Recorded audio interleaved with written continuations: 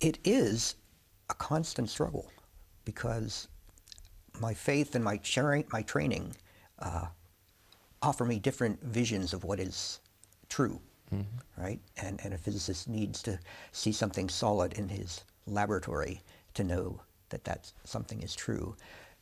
But someone with faith does not require that tangible physical evidence.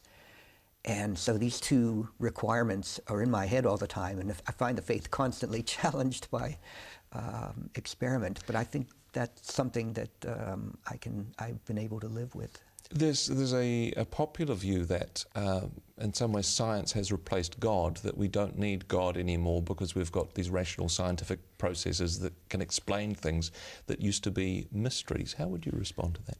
I think that this is a valid concern because science in the last couple of hundred years has been remarkably successful, and no one can really deny that we have everything today because we've been able to ask and solve scientific questions.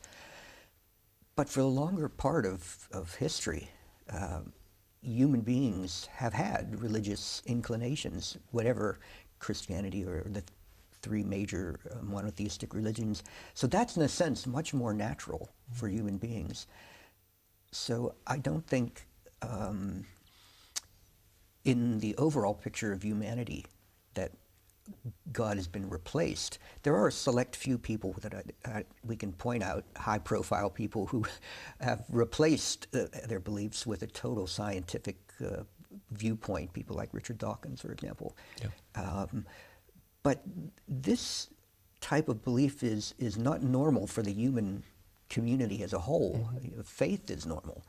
And so actually, in that sense, I've taken some comfort in the fact that there are billions of other people with religious faith.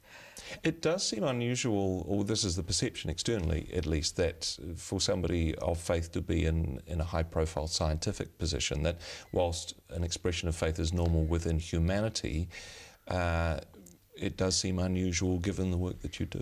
Yeah, well, I look at it as using the right tool for the right job. And if you want to understand something physical about the universe, then you have to use physical technology. But I wouldn't look at the motions of the stars to give me direction and of how to treat my fellow human beings. Yeah. For me as a Christian, I've got scriptures that tell me how I should interact with people and how I should accept people and love people. And this is not something you find when you do physical science. So you have to have a physical technology, but you also need a spiritual technology, if you can use that term. And I have both. And so I rely on both. And the physical technology gives me answers which challenge the faith. But I know that physical technology can answer and ask questions that are not appropriate. They cannot be answered, but can only be answered by the spiritual technology. And vice versa, for example. So the scriptures, for example, I would not consider a science book. And so I would not look there as my first choice as to how to find a Higgs boson, for example. That would literally choke about considering that God might be behind their discipline. For your perspective, though, you recognize that God is involved with aspects of the universe.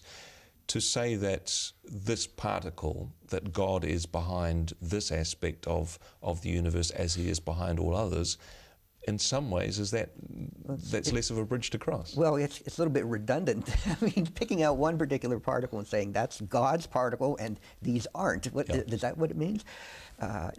No, this is just the physical technology we're talking about here, the physical science, and it's one of the important particles that fits into our standard picture of the way matter seems to work. Okay, but in the sense that of a spiritual technology and knowing how to live and following the methods of getting along with people and methods of hope and faith, I don't need to call anything one particular a God particle. The whole of creation, in my opinion, was generated by the God in which I believe. So I have no problem, and it just makes most of my friends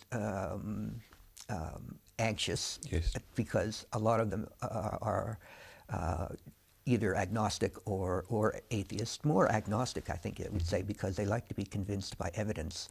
So they won't completely say that, no, I don't see any evidence, so I'll completely disregard this hypothesis of God. So I think agnostic is a better term than purely atheist. But it's not a popular topic among the tea room crowd, for example, although I do know lots of physicists who do have religious beliefs, and it's just not something that comes up very often. At CERN, for example, they have a wonderful cafeteria, and you can sit around the table and have 6 or 7 different languages going on at the same time. But when it comes to science, everyone speaks English. Yes. And all kinds of topics get discussed, but I have yet to sit in on a topic in which we're talking about God, which is kind of disturbing, because this is something that I think thoughtful people should take into consideration. Yes. And so I'm a little disappointed with my colleagues. And if I bring it up, I just met by, a silence saying, oh, well, yeah, okay. How should we, as a Christian community, respond to those in the scientific community? Is there something we're doing wrong, perhaps? Those in the Christian community, well, we have a faith,